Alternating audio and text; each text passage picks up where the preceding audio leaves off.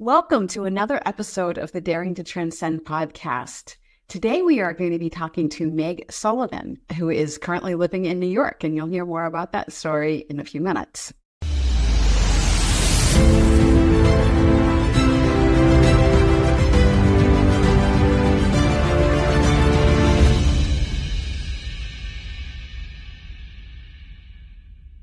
Welcome to the show, Meg Sullivan. Meg is a leadership and marketing trailblazer, socialpreneur, and a catalyst for change in regulated and non-regulated environments. Meg Sullivan has spent her career helping organizations develop and deliver on client relationship building programs, at the same time broadening their global visibility. She is the founder of Quorum Initiative, a dynamic group of high-level executive women devoted to creating more opportunities for women in business, and located in New York, Washington, D.C., St. Joseph, Missouri, and London. A former chief business development and marketing officer at the global law firm Paul Hastings, Meg was responsible for supporting the firm's growth strategy. An Aspen Institute First Fellow, she also serves on the steering committee for the Aspen Institute Socrates Program and the advisory counselor for the Child Help Partnership. Meg is a former sponsor of the Resonate Aspen Action Forum. So lots of stuff to talk about there in that resume. We packed all of that. We packed a lot in a little short period of time. Yeah. So let's start with where you are now and how you got to that place in your career. I know where I am. I'm always, yeah. Well, first of all, thank you so much for having me on this morning. I really appreciate it. And I'm excited to be here and talk to you and share my journey. So I actually landed, I'm about 100 miles outside of Manhattan in Berryville, New York. And what brought me there is we had a second home, my partner and I had a second home up here, and then decided to invest in a 1950s boutique motel. And we had invested in that back in beginning of 2017. And I still had my big corporate job in the city, and he moved up full time to the area to oversee a big renovation project for the motel. So, and then during COVID, I made the big decision. I had done my first year of COVID, like everybody, virtually from up here. And it was the most incredible gift, I have to tell you, that I'd probably ever received in my life, which was up here. First of all, we're rural, so there's nature everywhere. There's just tons of fresh air. And so while I felt many friends and colleagues were suffering in the city, I had this magical escape, in the woods. And it was the first time in my life where I would take phone calls and have meetings, virtual meetings, while I was walking in the woods, walking outside. And yeah, which is wonderful. I mean, we recently moved, but we had a house that was on a wooded property, and I could take phone calls and do work out on my deck with all the woods and the deer and the trees and the birds, and there is something that is just so calming and inspiring about that. It's very magical. It's very, first of all, I started breathing differently, which was fascinating. I didn't even realize. And it made me finally conscious of the fact that I would spend a solid 12 hours never stepping outside, when I lived in the city and was going to work, and I got in early, and, I worked in a big building right over Grand Central, and, I'd grab lunch. If I hadn't brought it, I would go downstairs and grab lunch, never left the building, finished my day, late, walked out the door. It was starting to get dark already, whatever, jumped on the subway, jumped in a cab, whatever was going on, and so there was no connection whatsoever with nature or outside or anything. And that is so much more important than we give credit to. I know that, I've had all of that in the house I was living in. And then we recently moved to an apartment temporarily, as we're transitioning from one place to another.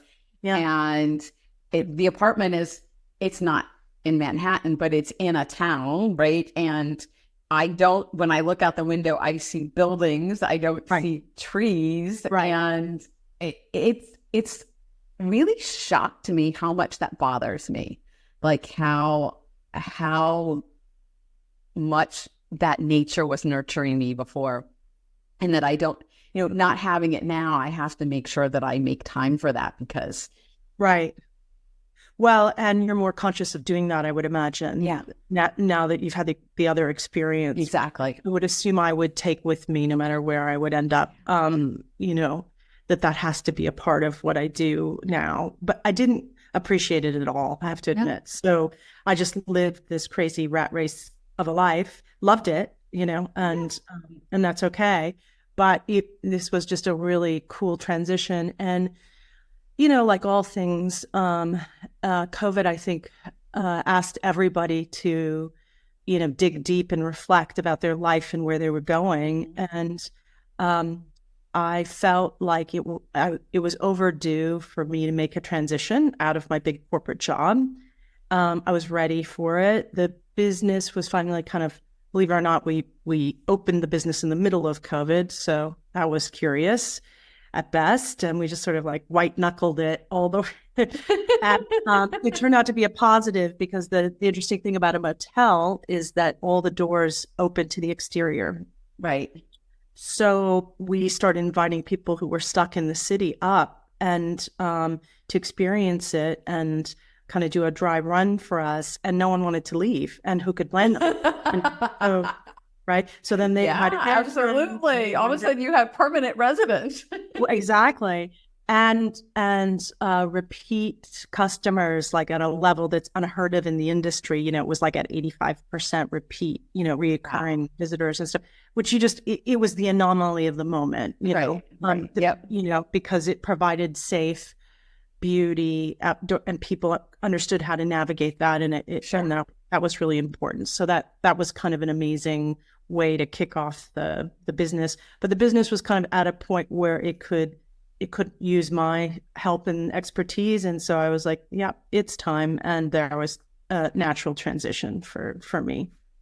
That's awesome. And it's great that you took that moment and then took the risk to make that big change. A lot of times we get into those kinds of situations and you're like, okay, but, this is where the money is. This is where the title is. This is where my identity somehow or something. Yeah, your identity is. So, and I walked away from a corporate job too. And there's something that's, while it's very freeing, there's also that moment of, oh crap, now who am I? Right. Who am I now in this new role in this situation? So how have you navigated that? What's been kind of fascinating. I did have to shed some ego. So I'll be really honest about that. And that was really good for me. I also had to shed that attachment to that prior phase of my life. And I actually was more ready for it than I realized, but that there's always a scary change is scary and there's a leap. And so, one has to kind of take it. And so I did have to walk through the whole scenarios of, what's the worst case scenario and how would this work? And, all those things, which one should do. I mean, I highly recommend it. So, you have to, take the time with seriously. Yep. But I was so much happier, in this new environment, and I was ready to, I'm someone that likes to work. I like to work.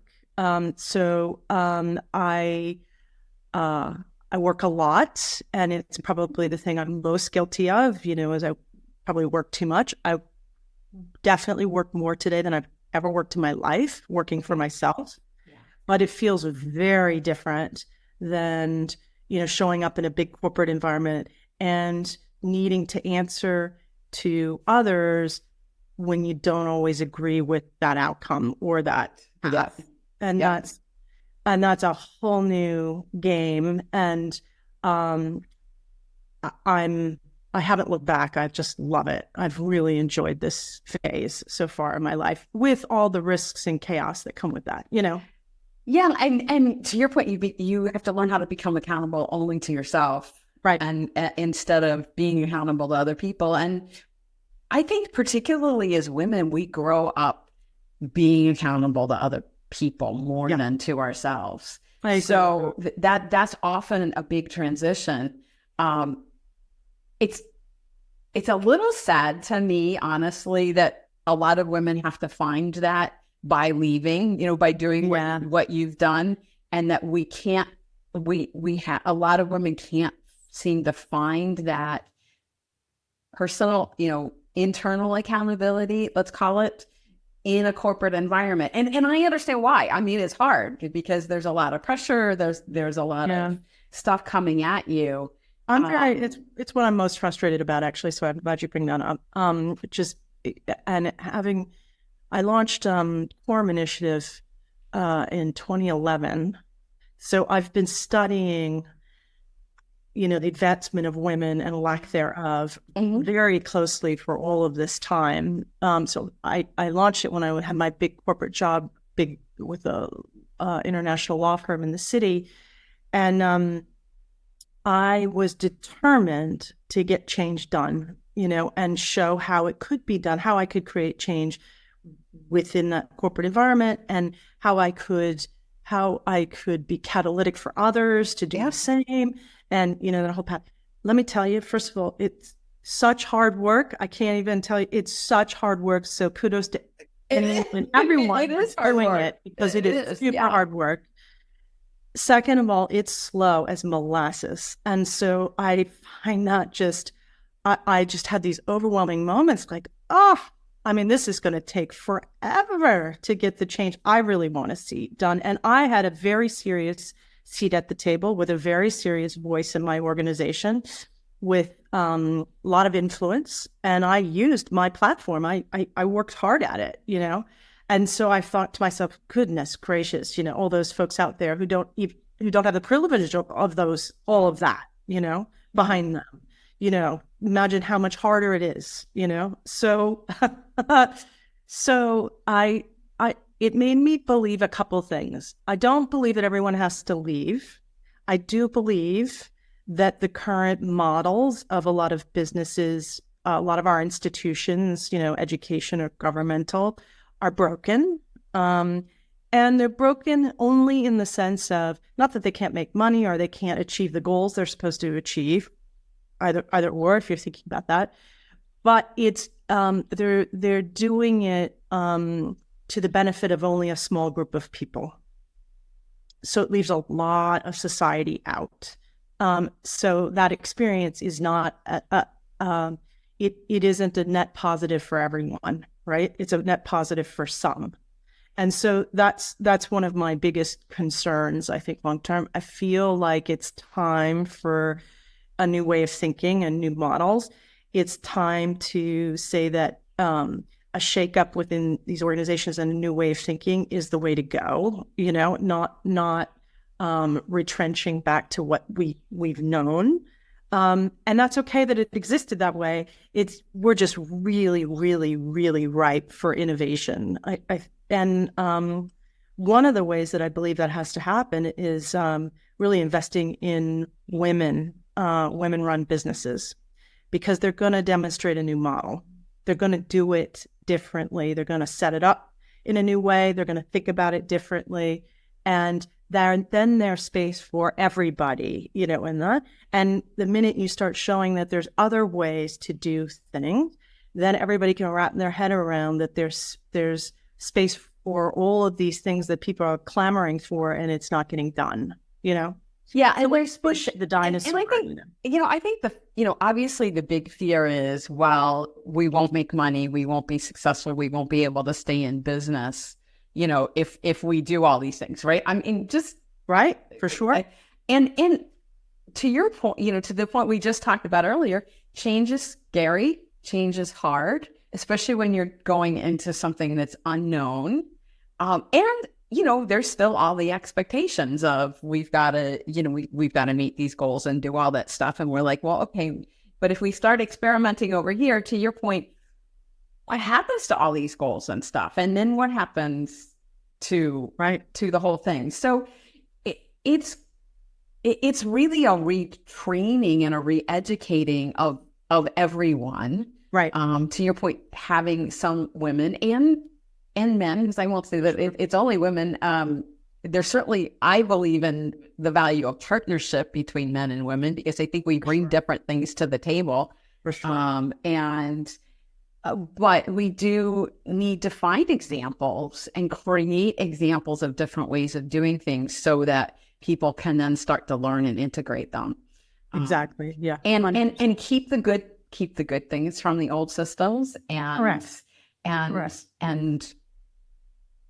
get rid of the things that aren't working anymore, you know, and add the new things. It's not like we have to just demolish every organization that we have. There are ways of doing it. And the only way an organization will really shift, they're not going to break something that's working in theory, right? But they are going to change if something else is working just as well or better. Correct. So that's the notion of a need for a different model and a different thinking and a different, and I think it's all possible. I'm an extreme optimist, probably to a fault, but I believe it's possible. I believe it's possible in my lifetime. So, you know, that's the kind of stuff I'm focused on wherever I can, you know, think about how I can, push the envelope, push the systems, you know, to move things so there's space for all of us to be successful, you know, whatever that means, you know? Yeah, no, absolutely. And of course, that we can dive down the whole road of what the definition of success is and all of that, which we don't need to do that right now. But the one thing I do want to just point out is the similarity between what you just talked about in your own personal journey of shedding some of your ego, of changing your identity, of looking at yourself in a different way. I mean, in a way, organizations have to do the same thing. Correct. It's true. And that kind of deep personal taking a look, you know, not only who you are as an individual, but then who we are as organizations. Yep. It's and who you are as a leader, right? So you have to take it down because it's incredible what the impact leaders can have. Yeah, absolutely. Right. And so, but you have to actually reflect on your own, you have to spend time on your own leadership. You have to spend time on yourself. Yeah. You have to spend time on your personal growth, then your leadership growth and ways that you can change. And, you know, sometimes, and you've got to let go of a lot of that ego stuff. Right. Yeah, you do. And that's not always easy for people to do. No, yeah, for sure. For sure. You know, unless you get into a magical situation where you're like, okay, I can see the vision here, right? It's part of it is creating the vision of what could be, so that people are like, oh, that does look good. I'm willing now to do the work to get there. Yeah, to get there, to imagine it. Yeah, right. Yeah, like you experienced that magical place of where you're living. And it gave you the vision to say, oh, okay, now I can see myself moving into this. Where when you were in Manhattan, you didn't even see that vision. Yeah, I couldn't really, to be honest. So it's fascinating. If you can be open to what life presents to you, you know, it's fascinating, the journey that you can end up on that you never thought was going to happen. And inevitably that is how it goes, you know? 100%. Inevitably, as much as we want to plan and say, this is how things are going to go. Your journeys are not linear, you know, they don't, you know, it's not So let's just back up a little bit, because obviously where you are now has been informed by a lot of the stuff that you've done in the past. So you were working in a big corporate job, but how did you get to that big corporate job to begin with? Yeah. So, you know, I ended up, my my journey has always sort of been in marketing, business development. That's sort of been my space. But I've worked in multiple industries, which I think really served me. And that can be unique because often people stay in a kind of similar space. Yeah. I did not. I actually started out in television and film production right out of school in Manhattan. And they all laughed at me and said, "Oh my God, you need to go work somewhere else because we'll never move fast enough for the energy that you have." So they were just fantastic. They were just great mentors to me. And they were just like, "We love you to bits, but like, go somewhere else because you're chomping at the bit and we can't get there fast enough for you." So that was hilarious. Which is hilarious and very flattering. I mean, it is. Wow. It was lovely. They were.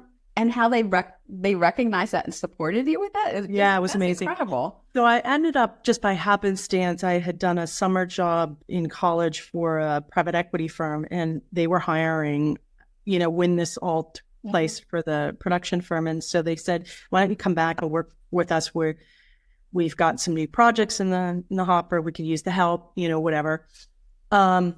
Great. So I landed in financial services, an arm of financial services. And within a couple of weeks of being there, they said, "Who here speaks French?" And I had done a year abroad in France, just full disclosure. My French was not that good because I have to admit that I really, really had fun. The most fun I've ever had my whole life, I think, was my year abroad in France. Not that I didn't study, but it was about traveling and hanging out. At that age, that's what it should. That's what it should be. It was my junior year in college. It was great. It was just great, right? So anyway, but for some reason I raised my hand, which was fascinating, because usually women tend not to raise their hand if they don't feel they're fully qualified. Yeah. And for some reason, partly because no one was raising their hand, I was like, "Oh, well, if no one's raising, I'll raise mine," because and they little French. You're right. I've some French, I can. And so, the head guy goes, "Okay, you're on the plane 3 days from now off to Paris. We're looking at these deals over there." And so I ended up becoming a translator, which was hilarious, but it meant that I was in every single important meeting that happened for the next 3 years for the business. Because I had to do, I was the only one with, in the end, fluency in French. I have to tell you, I worked so hard that my head hurt at the end of the day because I was working so hard at translating, and well, what a great experience and exposure, right? Unbelievable. Wow. Unbelievable exposure. Yeah. And ultimately, what the private equity firm was doing was buying all these businesses, putting them together, and floating it on the London Stock Exchange. So I got to see that whole process, and it was about 3 years in the making. And I was in, like I said, every single important meeting, every single one. And in the end, I got hired by the public company, so that kept me in France so I actually ended up in France for about 10 years. And then I went they were, funny enough, in the shoe industry. I had some really fabulous shoes back then, I have to say, which I still have today. But they were in the shoe industry, kind of end-to-end, manufacturing components all the way to distribution. So they had the whole supply chain, basically, with global reach. And then I got hired by a textile company that looked quite similar. They were not public, they were private at the time, but similar kind of clients, similar focus. And I ended up running all of their marketing and international business that they did. So I did that. And then, funny enough, I ended up with a job through the whole investor folks that we had invested in some of these businesses with said, Arthur Anderson at the time, is looking for a head of marketing and business development for what they call the MEA, Europe, Middle East, India, Africa. And they wanted, they're looking for someone who comes from a country in the region that is non-controversial, which I thought was fascinating. They wanted someone who was senior, some gray hair, experienced and senior. And which is an unusual request this day and age. And I believe they didn't say it at the time, and that was really before you really couldn't say it. But I think they were looking for a man, in general. But it just so happened I'd met with this contact of mine through my time in France, who then met with the managing partner of the region. And this guy said, "I'm having this do you know anybody?" And he said, you got to meet this young woman. She doesn't fit that description, but you need to meet her. And so I met, and I think they were so desperate at the time to fill the role. Like they'd gone through all these, and I was an American. So although I wasn't from the region, I spoke fluent French, and that mattered a lot to them, in the moment, because he was French, the managing partner. They, because I was American, Anderson is American, as a headquarter. The whole thing, they thought, well, she could, and so she's non-controversial, she can, and she's got good energy and, whatever. All right, well, let's just wing it, we'll just wait. Let's try it. If it doesn't work, we'll keep looking, whatever. That's literally, so I ended up with this huge job when I was quite young, late 20s. And wow. At that time, EMEA for Anderson was about 36% of the entire business, the global business. Oh, wow. Okay. It's a big region. Yeah. There were 300 marketing and business development people that were underneath me, I mean, it's a big organization. So there was a lot, big budgets, big everything, and a lot to navigate. And so that was an amazing experience. And I really got lucky because they took I just happened to be at the right place at the right time. I also would have to say to you, the best way to get jobs is through people, as you know, because they vouched for me. It mattered, and and that kind of took me on a path that I otherwise, if I just submitted a resume, they never would have interviewed me. I mean, because you didn't fit the profile. You didn't fit the profile. Correct. And Anderson, as some people know, was all part of the Enron corporate scandal, so it no longer exists. But so I went through the one of the largest corporate scandal crises. You were there during that time. Yeah, I was there. Wow. And so what was fascinating about all of that was we went from being the darling, I think, of the market to, in full-fledged crises. And you were the bad guys. That's 100%. And we served ourselves up. We said, we think we maybe did something wrong. We're not sure. And that just, everyone was like, great, then it's your fault. When in fact, it turned out that Anderson was acquitted. So, but that took years for that to, and by that point, the organization didn't exist anymore.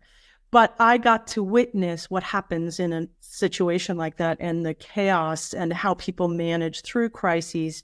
When you get to see the best and the worst of people, as you can imagine, it was an amazing, formative business experience. And so because I was in professional services at that point, Anderson, in Europe anyway, had a very large legal group as part of their one of their services lines, basically service lines that they had. And so this firm that was at that point still quite national with big ambitions took a look at me because I was free in the market. I was ready to come home. It was just post 9/11.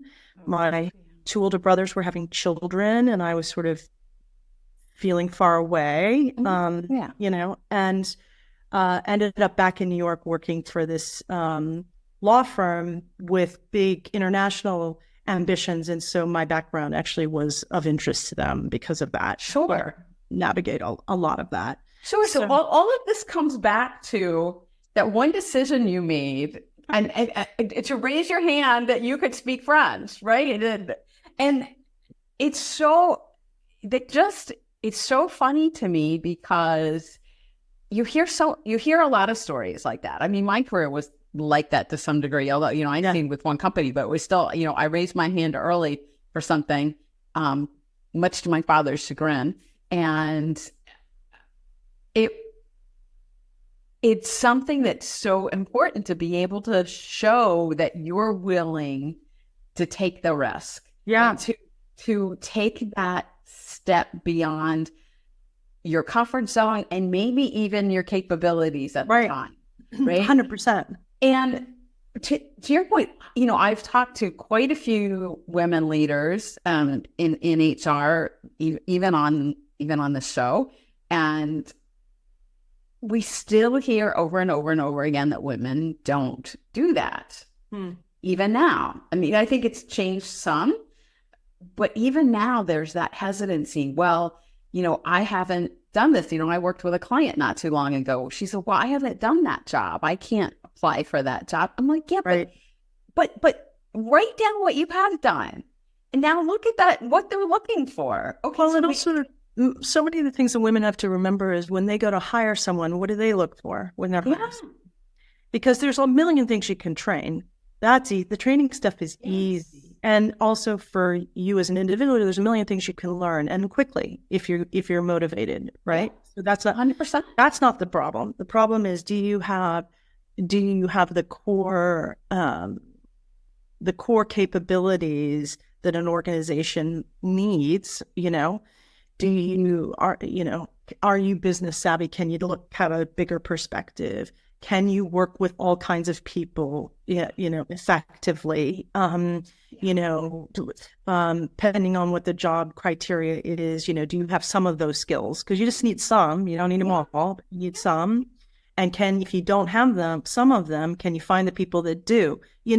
Are you capable of that? That's what you're looking for, and so you have to remember that for yourself, which so many people forget because we underestimate ourselves. We totally underestimate ourselves. And when we totally look at, okay,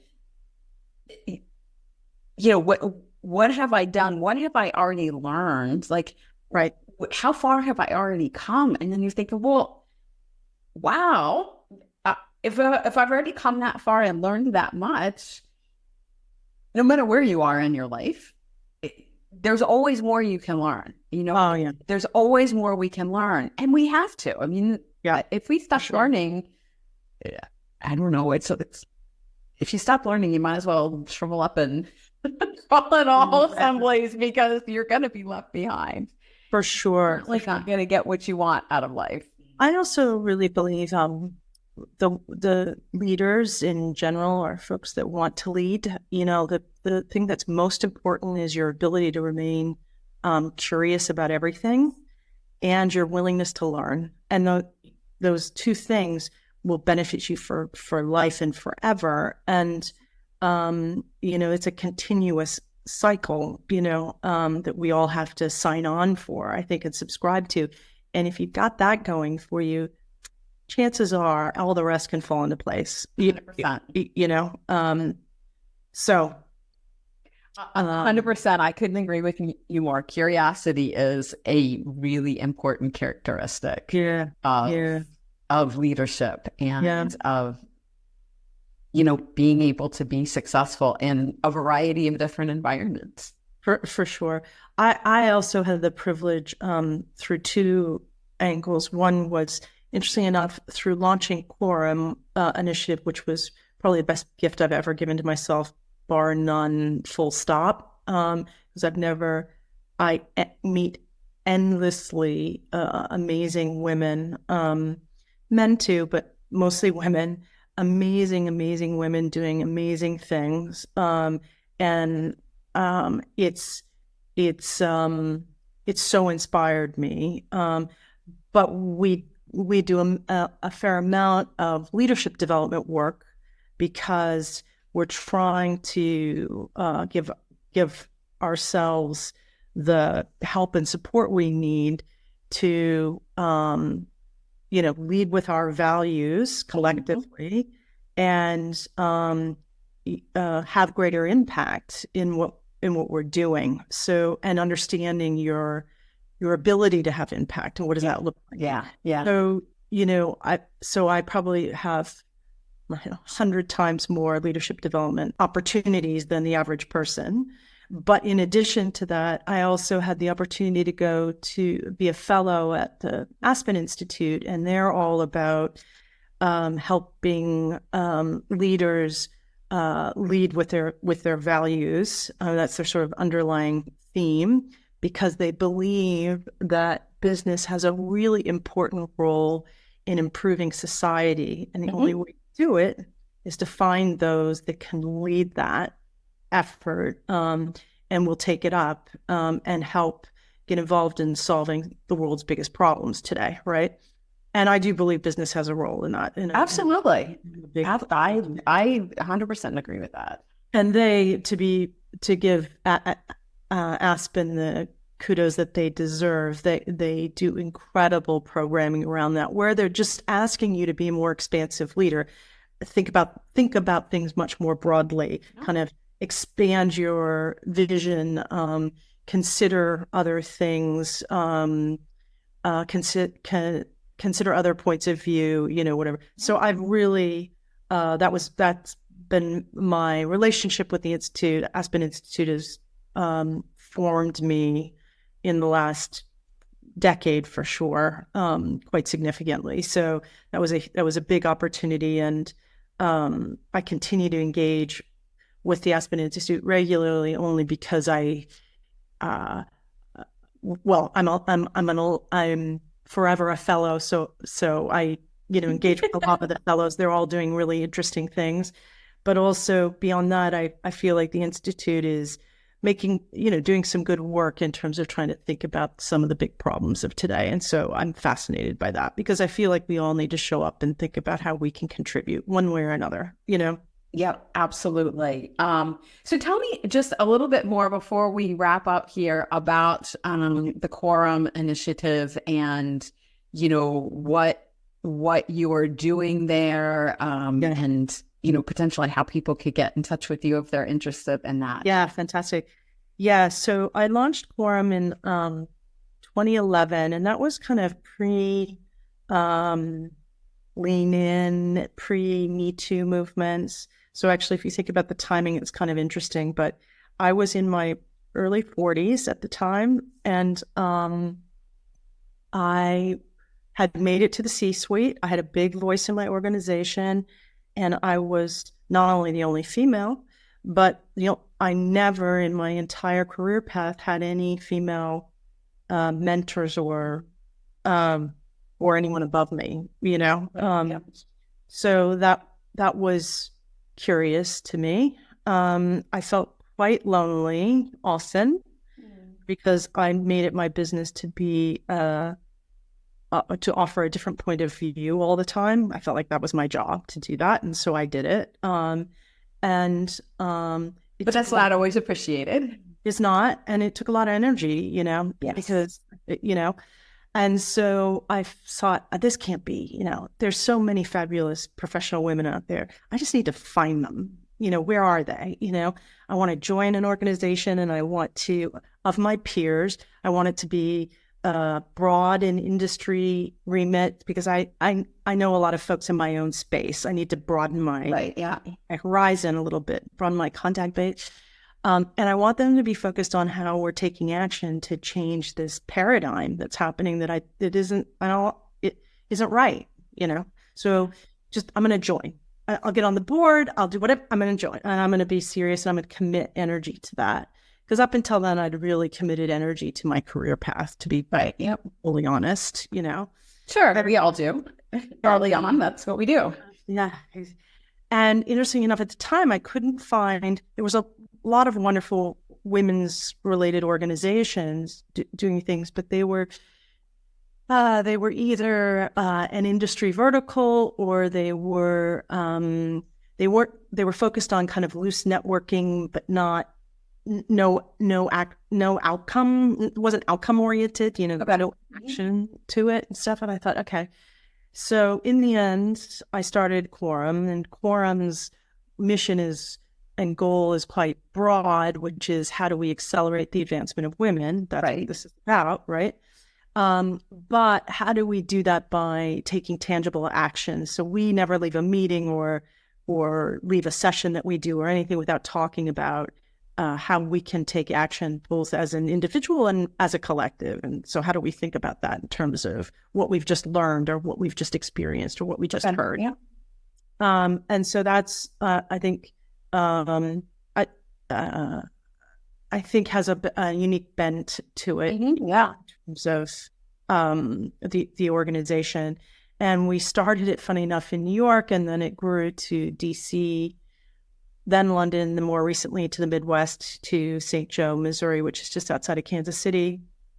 And it's an amazing group of women who are working hard at being catalyst for the change they want to see. And that's a very uplifting, warm, supportive environment, because that work is hard. That's hard work.